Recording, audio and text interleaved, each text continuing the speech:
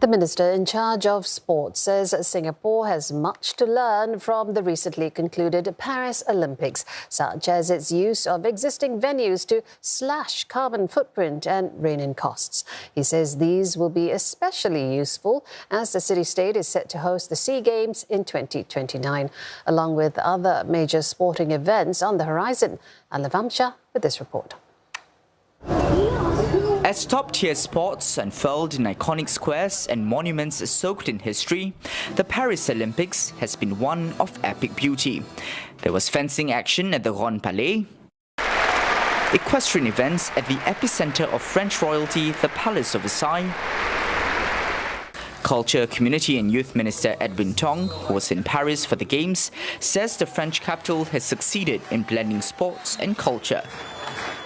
Well, I think in a city like this with lots of history and heritage, you do have the opportunity to stage games at very historical landmarks. So a city like Paris, I think, able to do that and exploit the fact that they have wonderful venues, great heritage to also host the games. About 95% of the Paris 2024 competition venues are also either pre-existing or temporary.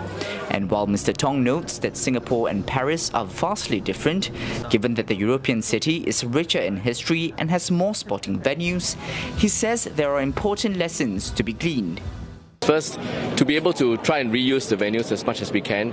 Either we build new ones with a plan to have longer term usage for it, or in some cases find alternative users, or work with existing infrastructure to try to refresh and renew and purpose build them for games.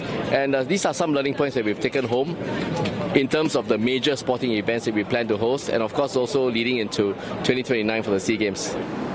And when that time comes, it will be the 5th time that Singapore is hosting the SEA Games, after last doing so in 2015. Mr. Tong believes that the little red dot can emulate Paris's huge success, even if that means doing so on a different scale.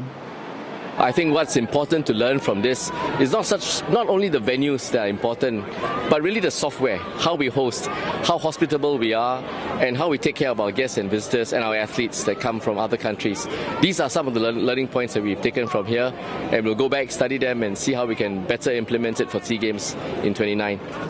With the Paris Games now done and dusted, it leaves behind a useful blueprint when it comes to hosting major sporting events.